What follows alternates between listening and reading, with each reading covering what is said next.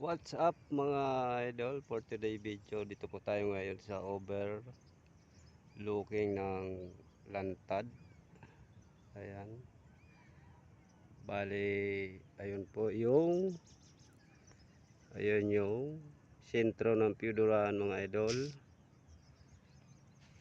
At ako'y nandito sa bundok kasi nangahoy. Ayan, nangahoy ako, kasama ko yung kalabaw ko. Nangahoy muna ako mga idol. Bali dito ako sa nangahoy kasi bukas back to work naman tayo mga idol. Ayan, kung gusto nyo magpa kuan dito sunset dito, pwede kayo dito